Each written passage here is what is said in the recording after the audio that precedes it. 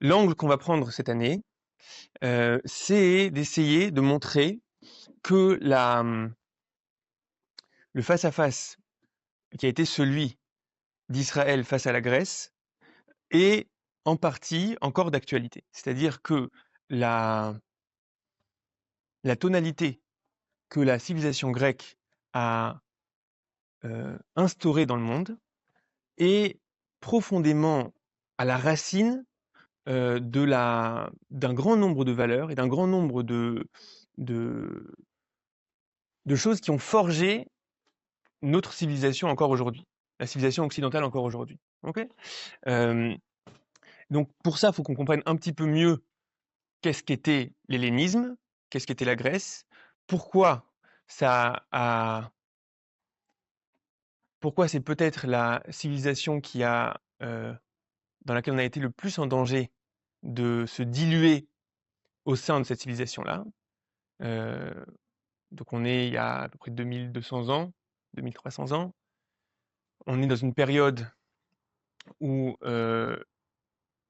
c'est pas uniquement une conquête militaire, c'est pas uniquement des décrets qui vont être des décrets contre la Torah et contre le message juif, c'est un moment de grande assimilation. Si bien que les grands prêtres peuvent s'appeler Jason ou Ménélas. Ok. Donc vous comprenez, c'est comme si aujourd'hui le grand rabbin d'Israël s'appelait Kevin. Ok, c'est un peu ça, c'est le même ordre d'idée. Ok. Euh, et, et donc il faut qu'on arrive à comprendre pourquoi c'était une telle tentation, pourquoi il y a, qu'est-ce qu'on a réussi, qu'est-ce qu'on a vu dans l'hellénisme qui était assez parlant pour qu'on ait envie finalement d'être tenté par ce que la Grèce avait à proposer, et, et pourquoi finalement non. Dire pourquoi finalement c'est important qu'on préserve notre sagesse propre, notre civilisation distincte, euh, et je pense que c'est quelque chose qui est assez actuel aujourd'hui. On est encore dans ce genre de face-à-face. Il y a des feuilles, prends des feuilles. Ouais.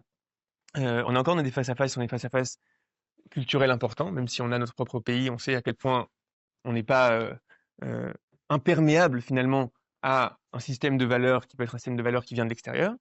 Et c'est un vaste sujet. Ok. Comprendre ce qu'est l'hellénisme, c'est un vaste sujet. Ok. Comprendre ce qu'est la vision grecque, c'est compliqué de dire qu'il y a une vision grecque. Ok. Il suffit d'avoir fait un petit peu de philo pour savoir que Socrate est pas forcément, enfin, Socrate et Platon, c'est pas forcément Aristote. Les présocratiques, c'est pas forcément. Et là, si on parle de périodes où il y avait encore une certaine dimension encore de mythe, dimension encore d'idolâtrie. Donc, de quoi on parle exactement quand on parle de la Grèce? Donc, c'est un sujet qui est tellement vaste que ce que nous, on va essayer de faire, c'est le faire à travers les sources juives. Comment les sources juives analysent finalement quel était le face-à-face avec la Grèce. Vous comprenez? C'est-à-dire que ça va pas être ici un- un- un- une analyse complète de quelle était exactement la culture grecque de l'époque, au moment où on l'a rencontrée. Ça va être plus qu'est-ce que nos sources en disent, ok? Qu'est-ce qu'on peut comprendre de ce qu'elles en disent, et en quoi, et c'est ça ce que je vais essayer de développer avec vous, c'est en quoi il y a quelque chose qui est, à mon sens, très parlant et actuel. Ok? Yofi, super. Alors on va commencer par un texte qui est particulièrement, comment dire, particulièrement mystérieux, ok? Parce que c'est une prophétie qui apparaît dans le livre de Daniel, ok? Daniel fait partie de cette noblesse du royaume d'Israël qui va être exilée de force à la fin du premier temple, qui va avoir une certaine place à Babel, et Daniel va recevoir quelques visions prophétiques qui sont l'une plus mystérieuse que l'autre. Et, et l'une d'entre elles, qui va nous occuper aujourd'hui, c'est une vision où en fait il va voir l'avenir de l'humanité sous l'angle du fait qu'il va y avoir quatre grands empires, en hébreu, quatre malchouyot, qui vont succéder maintenant que Israël est tombé. Okay, Israël ne peut plus donner le ton de ne plus être celui qui propose un modèle. Il va y avoir quatre malchouyot qui vont succéder à Israël.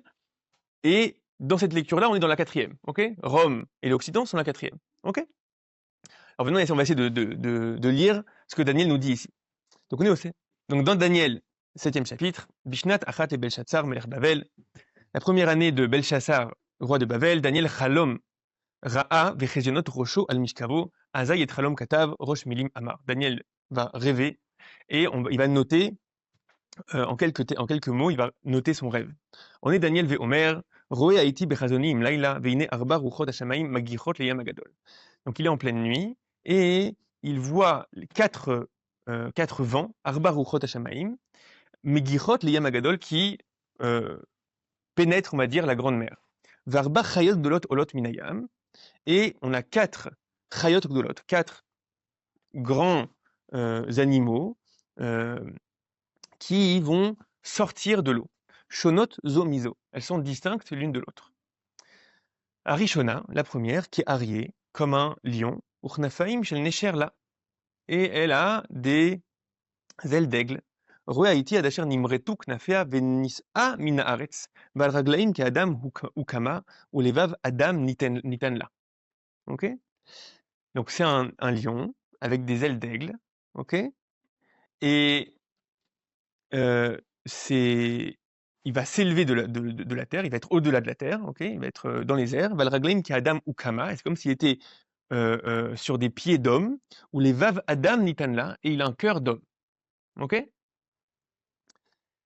Celui qui va vraiment prendre chacune de ces nuances et essayer de les expliquer et comprendre de quoi il s'agit, etc., c'est le Maharal de Prague. Ok, un jour, si vous voulez, on étudiera ce passage-là dans le Maharal de Prague, dans son livre Ner Mitzvah. Et nous, on va s'occuper que de la troisième. On continue. Pasuk He, ligne 9. Vene Chaya Acheret Shnia. Deuxième monstre, deuxième grand animal, Domé les Dov, qui ressemble à un ours, ou les Tzadechad Ha'amda Veshosh Tslaot Beplia Benchina. Elle a 3 morceaux de viande dans sa bouche. Vechen Omrim la Kumi Echli Basar Rav, et il entend une voix qui lui dit mange, déguste beaucoup de viande. Ok. Achareze Roé Haïti, Veine Acheret Kenamer. La troisième, ça ressemble à un amer. Un amer, c'est une panthère, il a fait. Ok.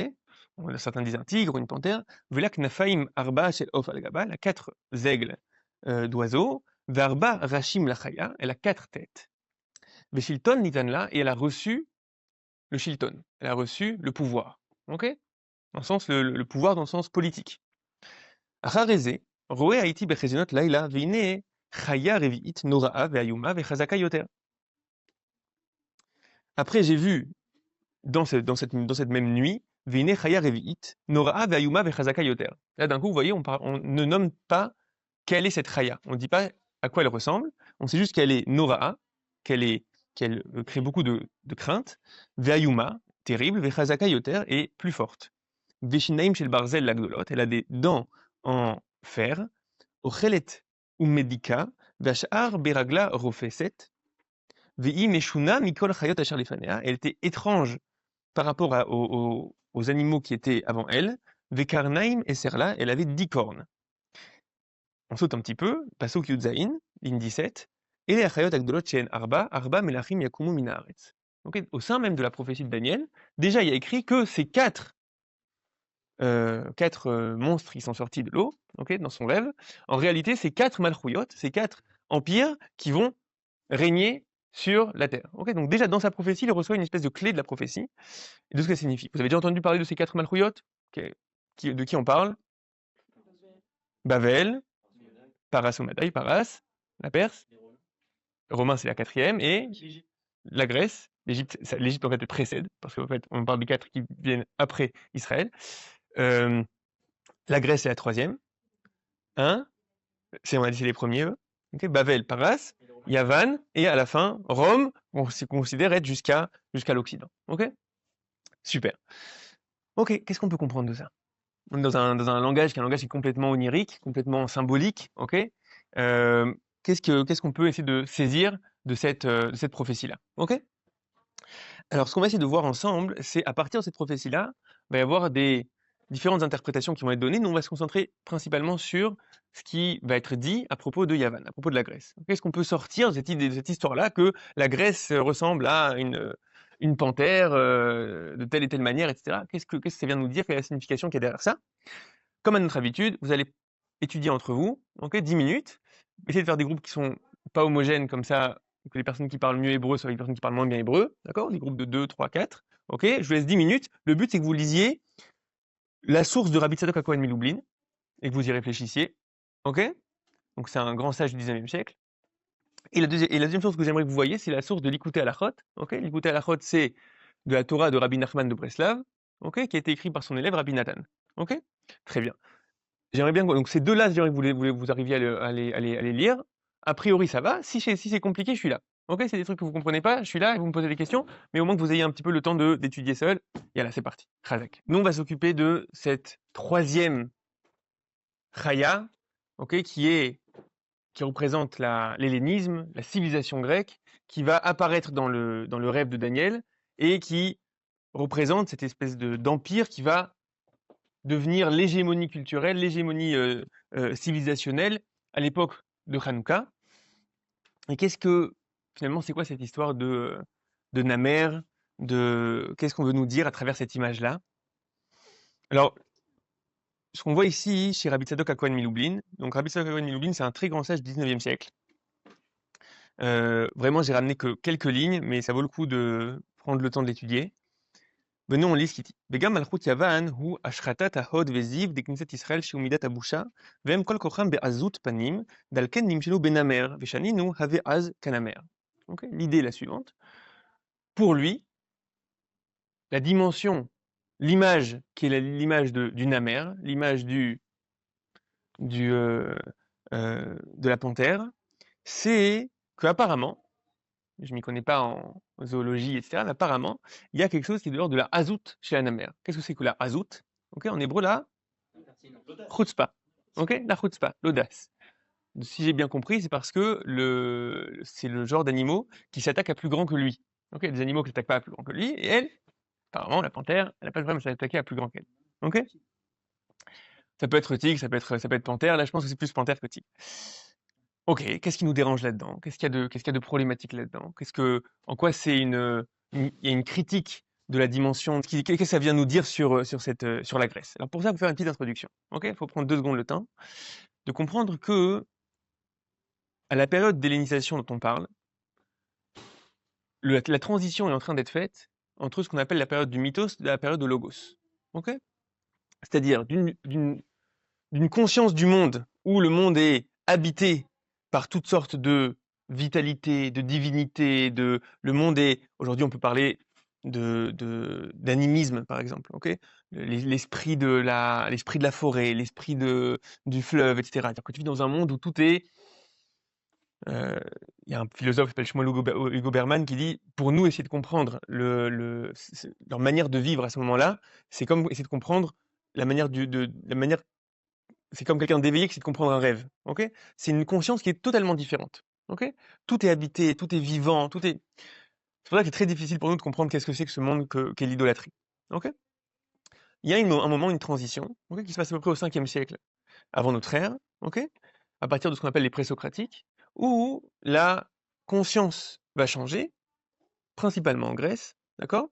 Et on passe d'une conception du mythe à une conception du logos. Ok? À une conception où on va, et c'est beaucoup plus proche à mon avis d'une conception qu'on connaît, c'est l'homme est face au monde et il est capable d'essayer de le comprendre, de systématiser sa compréhension. Ok? Qu'est-ce que j'ai à dire sur le monde? C'est quoi les premiers présocratiques? Vous avez déjà entendu parler, j'imagine. Les premiers philosophes, c'est qui? Thalès. Okay, nous on le connaît plus en maths. Ok, Thalès, il a dit le monde est haut. Tout est haut. A priori, tu te dis, bon, bah, c'est pas non plus d'une sagesse inouïe, etc. Et pourtant, on considère que c'est le début de toute une nouvelle ère, un nouveau monde en fait qui s'ouvre. Pourquoi? C'est l'homme face au monde et qui dit, je vais essayer de comprendre quels sont les principes qui sont derrière. D'accord? Qu'est-ce qu'il veut dire à mon avis Thalès? Il veut dire en fait, de la même manière que je vois que l'eau peut être sous différentes formes, de glace, d'air, de liquide, etc. En fait, la réalité elle-même, c'est une espèce de matière sous-jacente qui va prendre différentes formes. Mais en fait, tout est une seule et même matière. Ok? Après, il va venir un autre, il va dire non, tout est feu. Après, quelqu'un va venir et dire non, il y a 4 yesodotes. Ok? Il y a 4 grands principes. Tout ça, c'est une vision où l'homme et son intellect est face au monde et essaye de le comprendre et essaye de le systématiser sa rencontre avec le monde. OK? La la science va avancer, notre conception va avancer, OK? Et on arrive à mon avis, quelque chose qui est assez proche de la réalité qu'on vit aujourd'hui, qui est que, est-ce que peut-être qu'on est capable de saisir et de comprendre, de systématiser toute la réalité, OK? Et de donner des grands principes, des grandes lois fondamentales dans notre analyse de la nature, dans notre analyse de l'homme, de sa psychologie, de sa sociologie.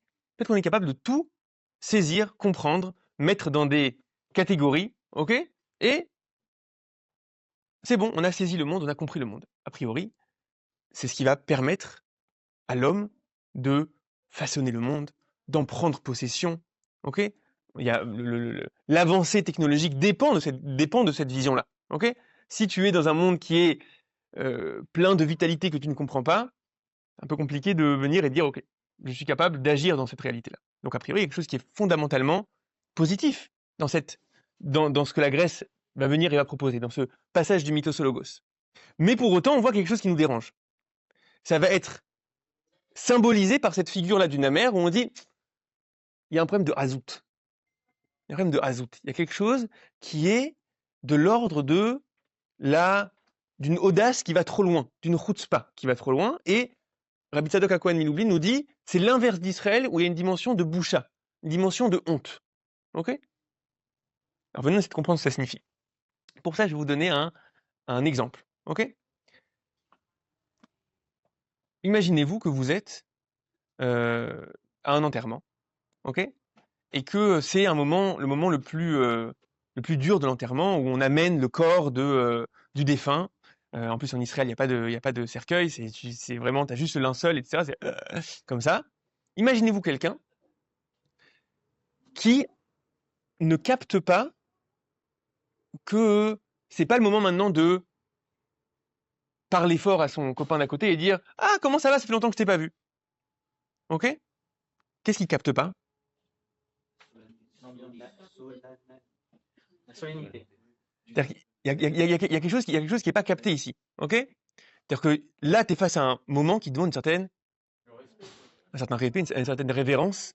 Ok? Il y a ici quelque chose qui nous dépasse un petit peu, dans lequel on peut pas être complètement dans un rapport qui est un rapport d'évidence ça me demande de me mettre dans la tonalité du moment. Ok? Qu'est-ce que c'est que la hazout? Ok? La hazout, c'est le fait d'être capable de pas sentir ça. Pourquoi on parle de quelqu'un qui est impertinent? Ok? T'es impertinent vis-à-vis de qui? Ok? Vis-à-vis d'un sage, vis-à-vis d'un roi. D'accord? Ou en gros, tu comprends pas forcément que là, tu es face à quelque chose qui te dépasse. D'accord? Et donc, tu dois te mettre dans une espèce de posture qui est une posture différente.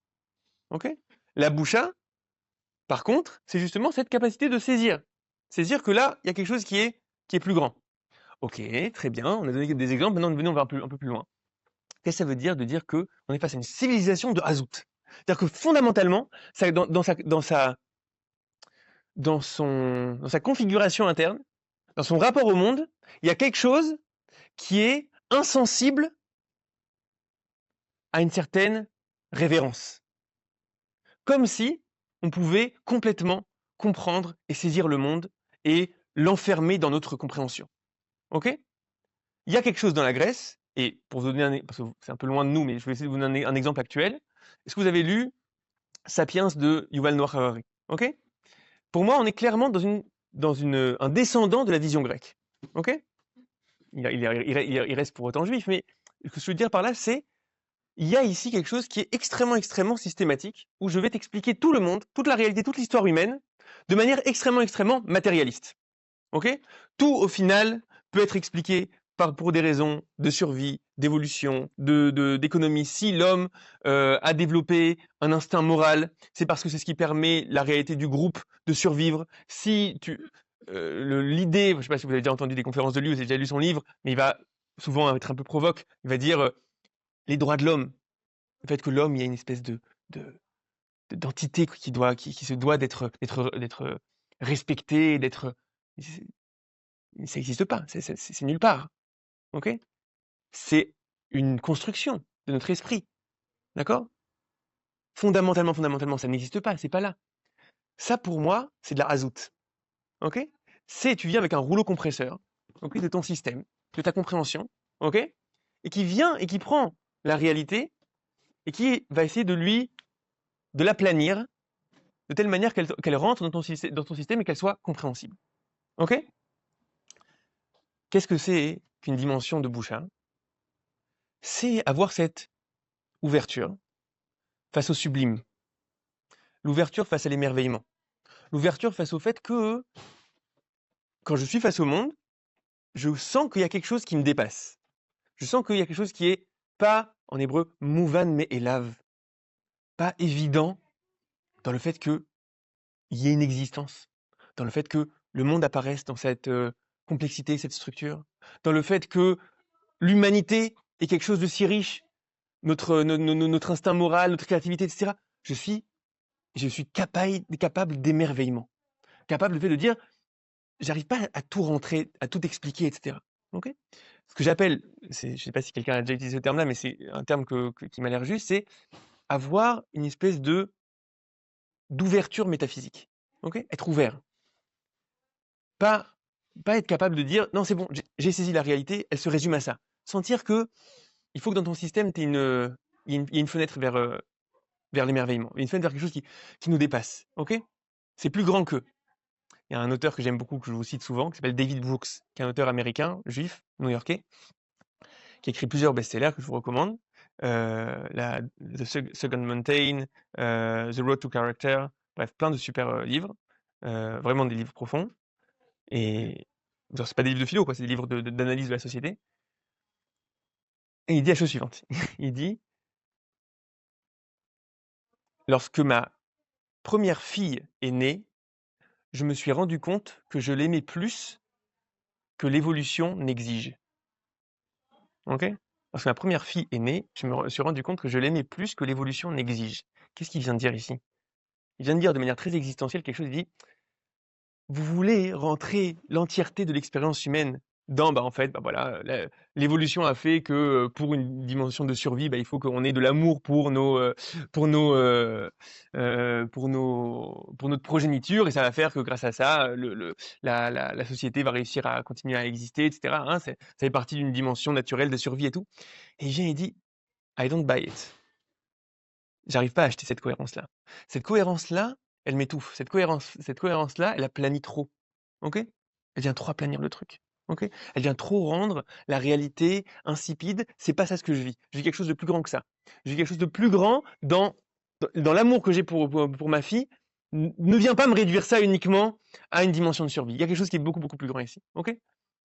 Et ça, pour moi, c'est une révolte importante. C'est une révolte qui est complètement, à mon avis, d'actualité de nos jours. On est dans des systèmes positivistes, matérialistes pour beaucoup, ok, qui, à mon sens, euh, ne étouffent notre sensation que non, on est face à une réalité qui a une dimension de mystère. On n'a pas tout capté, ok? Il y a des zones entières de la réalité qu'on n'a pas encore commencé à creuser. Okay, un jour, on vous parlera de ce qui s'appelle le dur problème de la conscience. Okay, comment on peut comprendre dans un monde de matière que la conscience apparaisse. Okay, c'est quelque chose que beaucoup, beaucoup de gens, de philosophes, de scientifiques, etc., se posent comme question, c'est une question fondamentale. Okay, comment dans un monde que vous identifiez que comme de la matière et de la complexification de la matière, tu as d'un coup un merkhav qui s'appelle la conscience de soi, et ce merkhav-là qu'on arrive, cet espace-là interne qu'on ressent tous comme évident. À mon avis, on vit encore dans une réalité où il y a cette problématique-là. Cette problématique-là de Hazout, ok, pas d'être face au monde et de pouvoir dire que je peux le faire rentrer dans un système qui est un système compréhensible, soit uniquement de matière, soit... D'accord?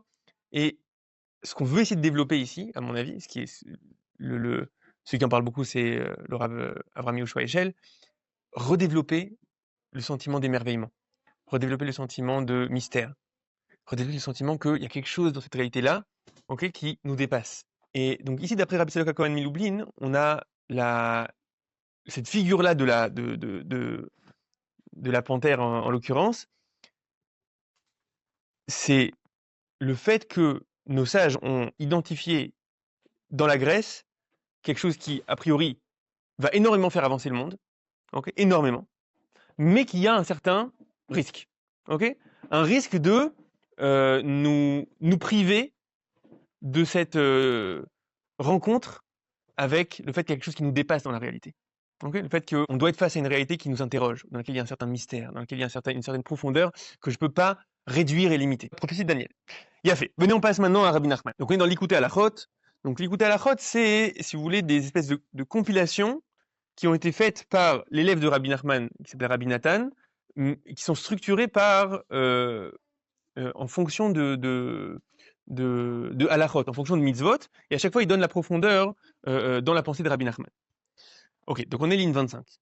Zé prinat Hanouka, ki ikar Hanouka ou lachnia malchut yavan aresha'a, sha'amda al Israël ashkicham toratecha, ki malchut yavan aresha'a en prinat chachme ateva. Vem ratzou להתגבר על ישראל, לבטל לתורה חס ושלום, להגביר חוכמת הטבע בעולם חס ושלום. Donc ici la définition qui est donnée, c'est que la sagesse grecque est appelée une sagesse naturelle. Okay, une sagesse qui provient de la dimension de nature. On va essayer d'expliquer ce que ça veut dire. Ligne 28, qui colle à Torah hi prinat emunat aratson. Face à ça, la vision de la Torah, d'après Rabbi Nachman, c'est emunat aratson. C'est la confiance ou la foi dans la dimension de volonté. Ok? C'est à nous ma'aminim, shakol birsono, parce qu'on pense que tout est issu de sa volonté. Chez Zéou Yesod kol la Torah kula. Et c'est là le fondement de toute la Torah. Ok? Donc là, ici, on a un nouveau contraste qu'on va essayer de comprendre. Ok? Quelle vision du monde nous donne la nature? Ok? Quelle vision du monde nous donne la nature? Ok, la loi du plus fort. Ok. C'est-à-dire? Par exemple, si Ouais. on parle d'un parallèle à ce qui s'est passé sur la première année, Ouais. on essaye d'expliquer les systèmes des gens, Hmm. bah, c'est un peu ça. Ouais. L'ordre. Ouais, l'ordre. Il y a de l'ordre, il y a des lois. Ok? Une hiérarchie, des lois, il y a un ordre du monde. Finalement, on va réussir à prévoir grâce à ça. Ok? Le monde devient quelque chose qui est prévisible, qui est peut-être même enfermé dans sa prédictibilité. Ok?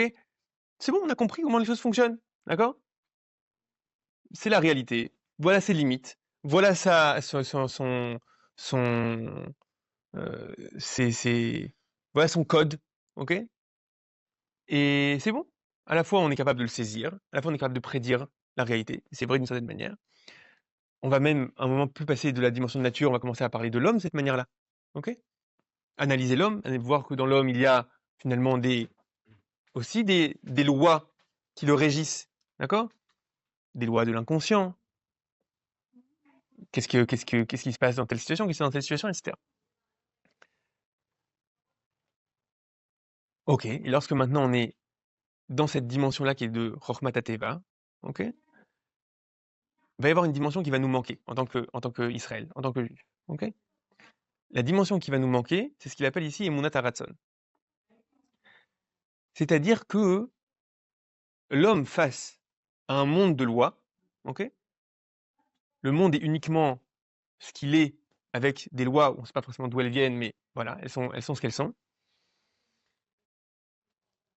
D'une certaine manière, l'existence, ok, est indifférente à l'homme.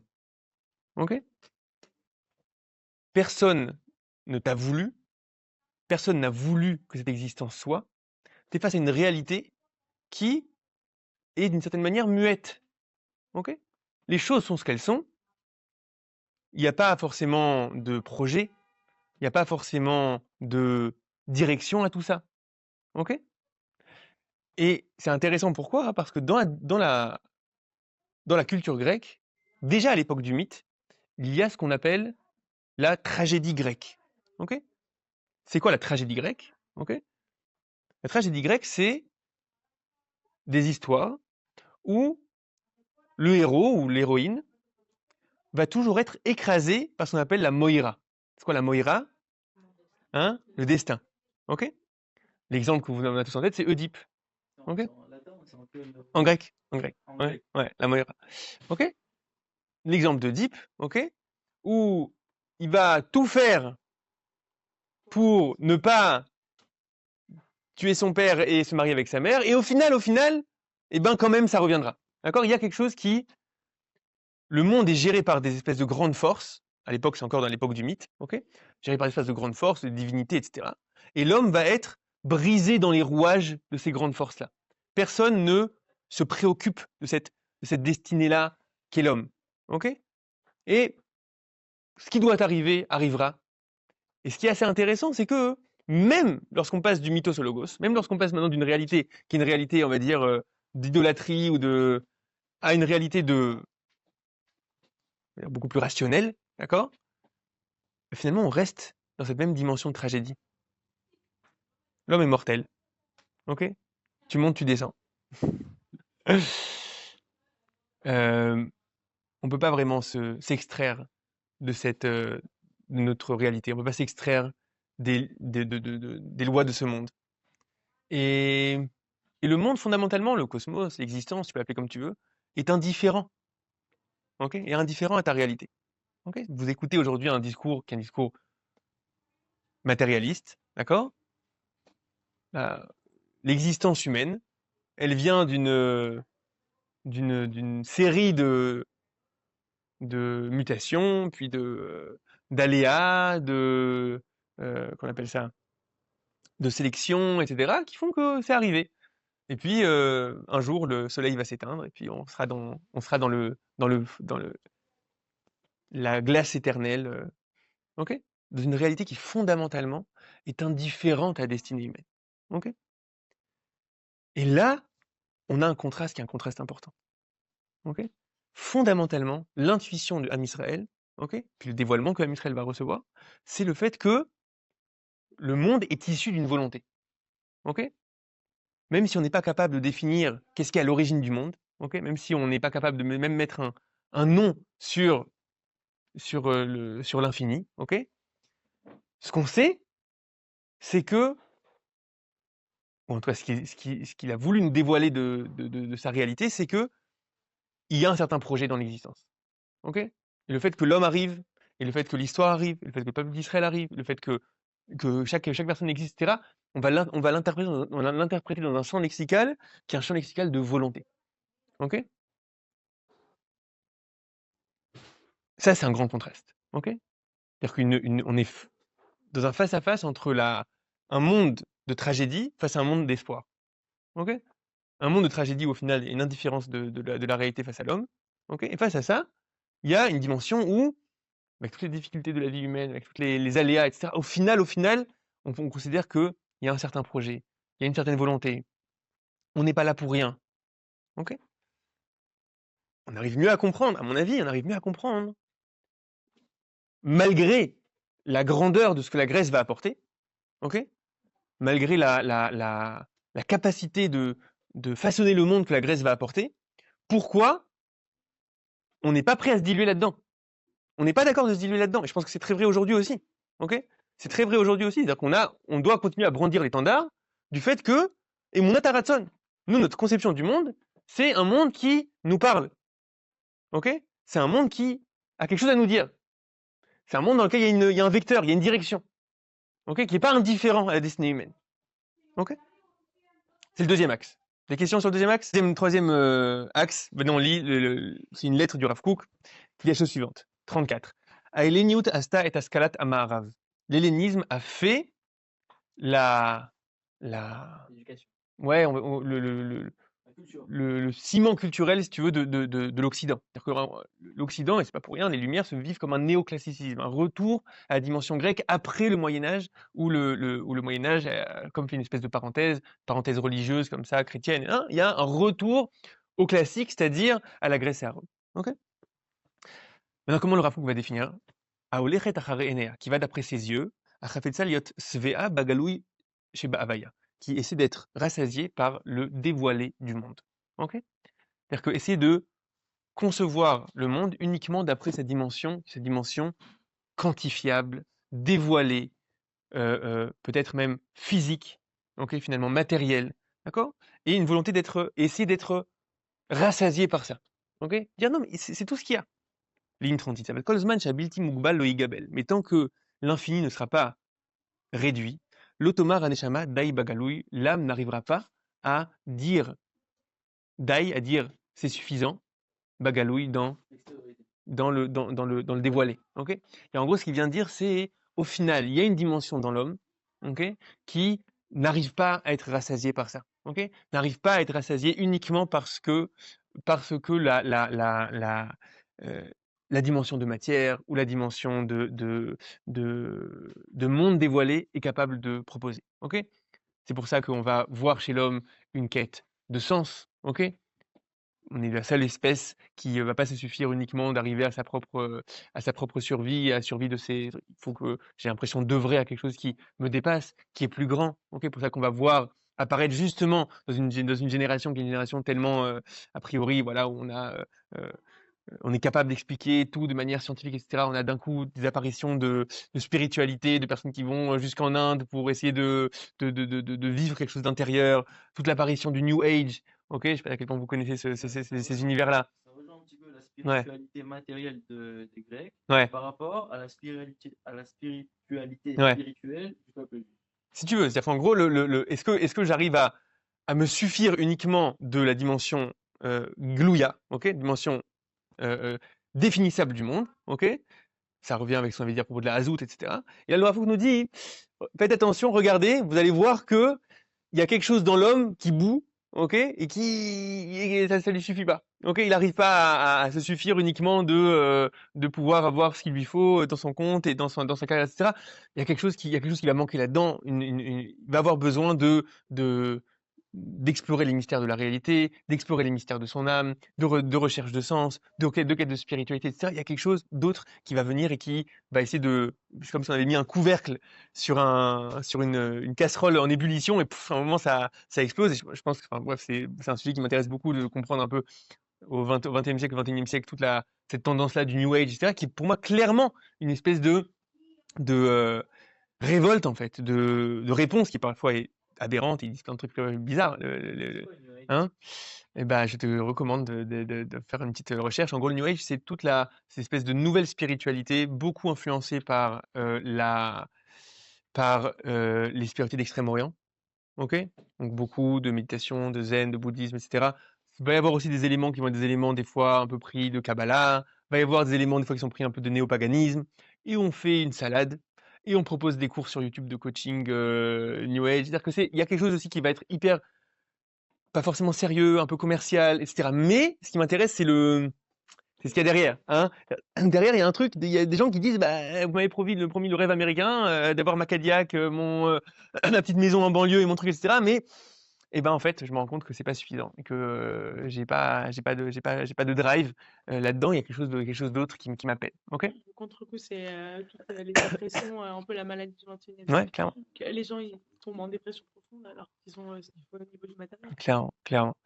Ok. Alors, on résume un peu ce qu'on a dit ici. 3 axes. Vraiment, j'ai pas du tout la prétention d'avoir fait le tour de ce qu'est la pensée grecque, qu'est-ce que c'est que l'hellénisme, etc. Mais ce qui m'a intéressé, c'est d'essayer de voir ce qu'on pouvait ressentir jusqu'à nos jours, en fait, de cette histoire-là, et prendre l'opportunité de Hanouka comme un moment où le peuple juif a dit non. Ok. Il y a ici une civilisation qui apporte a priori beaucoup de lumière, mais j'arrive à identifier qu'il y a quelque chose ici qui est très très différent et qui d'une certaine manière, j'ai pas envie de perdre ma particularité face à ça. J'ai pas envie de me diluer là-dedans. On a donné 3 axes, j'imagine qu'il y en a d'autres. Le premier axe, à travers cette dimension-là de Namer, de Hazout, de Boucha, etc., c'est est-ce que tu es face à un monde en 2 dimensions, euh, complètement compréhensible, complètement qu'on peut enfermer dans un système. Je donne l'exemple de Yuval Noah Harari qui va réussir à tout expliquer comme ça, expliquer l'histoire humaine, expliquer la psychologie humaine, etc. Tout est explicable. Ou est-ce que tu es capable à nouveau d'avoir une espèce d'ouverture vers quelque chose qui nous dépasse, vers le fait qu'il y a dans le monde quelque chose qui interroge profondément. Il y a un mystère, quelque chose de sublime. Cultiver cet émerveillement-là. C'est le premier axe. Deuxième axe, c'est la dimension de est-ce que tu es face à un monde qui est indifférent finalement à la destinée humaine. Okay, le monde est ce qu'il est et c'est le monde de nature tel qu'il nous apparaît. Ou est-ce que tu es dans un monde où on lit la réalité comme issue d'une volonté, issue d'un projet, donc tragédie face à espoir. Et la troisième idée, c'est ce que le Rav Kook développe ici, c'est le fait que lorsque on ne parle et on ne développe que la dimension de galoui, que la dimension de, de, de, de, de dévoilé ou de matériel, etc., il y a quelque chose qui bouillonne et qui ne trouve pas finalement sa place. L'automar aneshama dai bagaloui, la neshama n'arrive pas à finalement se suffire de ça et elle oblige l'homme finalement à, à, à s'ouvrir au-delà de ce que la fermeture finalement grecque propose. Bon, mais Hashem, je vous le recommande pendant Hanouka d'avoir de faire ce travail-là, d'identifier qu'est-ce que la Torah a proposé face à la culture actuelle et d'essayer de brandir l'étendard, le flambeau de ce que nous on a à proposer.